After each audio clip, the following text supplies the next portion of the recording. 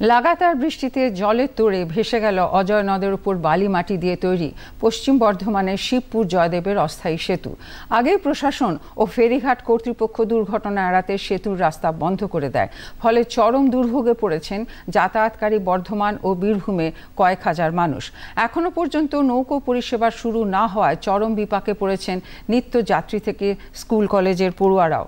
অভিযোগ, প্রতি বছর বর্ষার সময় দুই জেলা সংযোগকারী এই অস্থায়ী সেতু ভেসে যায়, যাতায়াত বন্ধ হয়ে যায়, ফলে দীর্ঘ পথ অতিক্রম করেই নিজেদের গন্তব্যে পৌঁছতে হচ্ছে সকলকে। পাশেই অজয় নদের উপর নতুন ব্রিজ তৈরি হয়েছে। স্থানীয়দের দাবি, ব্রিজের কাজ সম্পূর্ণ হয়ে গিয়েছে, উদ্বোধন না হওয়ায় ব্রিজটি এখনো চালু হয়নি, যার কারণে নতুন ব্রিজের উপর দিয়ে জরুরি পরিষেবা ছাড়া কিছুই পারাপার করতে দেওয়া হচ্ছে না। নতুন ব্রিজ শীঘ্র চালু করার দাবি জানিয়েছেন স্থানীয়রা। কাঁকসা পঞ্চায়েত সমিতির সভাপতি ভবানী ভট্টাচার্য জানিয়েছেন, অজয়ের অস্থায়ী সেতু ঘেঁষে মানুষ সমস্যায় পড়েছেন। প্রশাসনকে জানাচ্ছি যে রাস্তাটা যেন খুব দ্রুত খুলে দেওয়ার ব্যবস্থা করুক। আর দ্বিতীয় কথায়, অ্যাম্বুলেন্স ছাড়া কোনো যাত্রীবাহী গাড়ি পেরোতে পারছে না। বর্ধমান ভার্সেস বীরভূম যে একটা ভাষা ছিল, সেটা পুরোপুরি নদীর জলে ডুবে গেছে। বর্ধমান ডিস্ট্রিক্টে এমন লোক আছে যে বীরভূম না এলে বাঁচতে পারে না, বা বীরভূমে এই প্রান্তে যারা আছে বর্ধমানে না কাজগুলো তাদের ভাতের হাঁড়ি যাবে না। লাগাতার বৃষ্টি হচ্ছে, বৃষ্টি হওয়ার কারণে আরও যে নদীগুলো আছে সেগুলোও বৃষ্টির কারণে জল বেরিয়ে গেছে। আমাদের অজয় নদী বাঁধ ভেঙে গেছে, এই অস্থায়ী ব্রিজ যেটা সেটা তো ভেঙে গেছে। এবারে সাধারণ মানুষের, বর্ধমান ও বীরভূমের মানুষের খুবই কষ্টতে আছে, তারা যেতে পারছে না। একটা নতুন ব্রিজ হয়ে আছে, সেটা এখনও পর্যন্ত চালু হয়নি।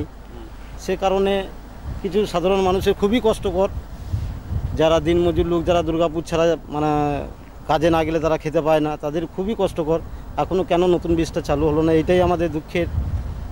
প্রতি বছরই সমস্যাটা থাকে। আর এবারে যেটা বলা হচ্ছে যে ব্রিজটা কমপ্লিট হয়ে গেছে, ব্রিজটা ছাড়া হচ্ছে না, এটা কিন্তু ভুল।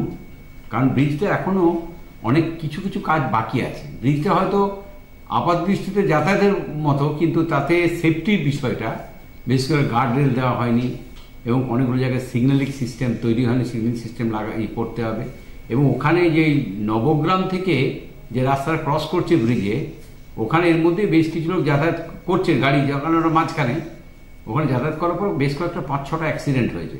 তো আমরা এই মানুষের নিরাপত্তাটা প্রথম দেখি।